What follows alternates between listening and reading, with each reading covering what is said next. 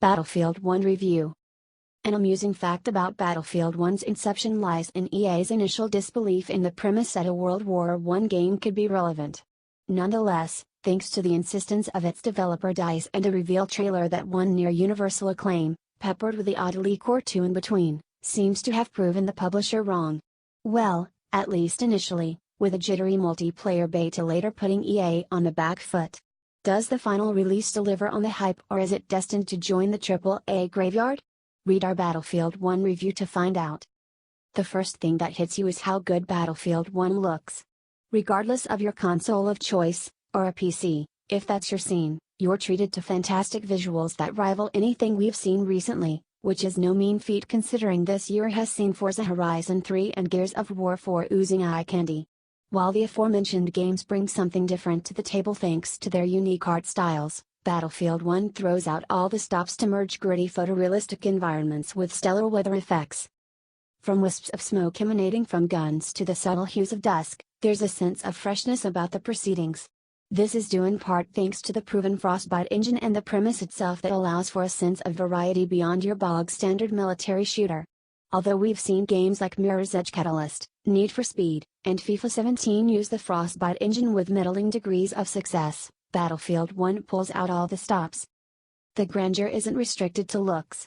Much like Star Wars Battlefront, it sports excellent sound design. Be it the rattling fire of a machine gun or the ominous creaking of a tank in your vicinity, Battlefield 1 does a great job of putting a sense of urgency to the game. Speaking of urgency, it's a term that applies to the single-player campaign as well. Taking place across several theaters of war, you'll take to desert lands, foggy forests, and even snow-capped mountains.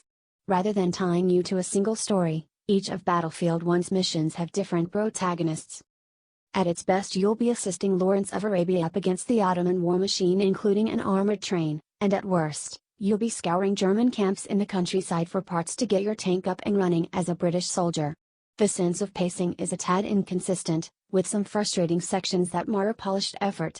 Coupled with some fantastic cutscenes that string the narrative together, and an underlying sense of grimness, make Battlefield 1 a curious, multidimensional affair.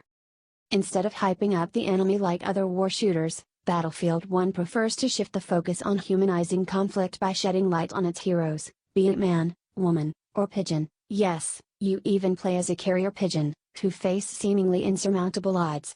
Borrowing stealth elements from Battlefield Hardline and sporting levels that seem well thought out, Battlefield 1's a solid effort that clocks in around 6 hours depending on the difficulty level you choose. When you're done with that, there's Battlefield 1's multiplayer. It comes with a host of modes including the usual favorites Team Deathmatch and Conquest, which has you capturing sections of the map. But the standout multiplayer mode is Operations, which takes place in actual World War I settings and stitches the action across multiple maps. One team is tasked with defending a location while the other has to complete a set list of objectives. The loser gets access to massive weapons of war the game refers to as behemoths. These include zeppelins and armored trains to level the battlefield. There's a narrative to string together the passage of play, adding context to the action, much like the original Titanfall, except it feels a lot more fleshed out. With pressure on either side to up the ante, the last round's victor has to contend with reinforced opponents, who have to prevent all-out defeat. What you get is relentless back and forth between teams, making it a tense, yet completely compelling experience. While it's yet to be seen how the game's netcode plays up when subject to a larger audience, there's very little amiss with the multiplayer mode we experienced, which has responsive controls and a host of customization options. Old-timers will notice the series' signature pace of play that hasn't diminished too much, while newcomers won't take long to get up to speed. Suffice to say, it's accessible enough without being pandering. And even when you are losing, the sheer chaos, great gunplay, and superlative production values do a fair bit to have you coming back for more. Of course, it's layered with the usual accoutrements of many multiplayer games, including a wealth of unlockables and a progression system to give you something to play for. That said, we do have a concern. As we've seen with Battlefield 3 and Battlefield 4, DICE's track record of supporting its games is beyond question. However, with a roadmap of multiplayer downloadable content, DLC, planned, it makes Battlefield 1 a tough sell for first-timers.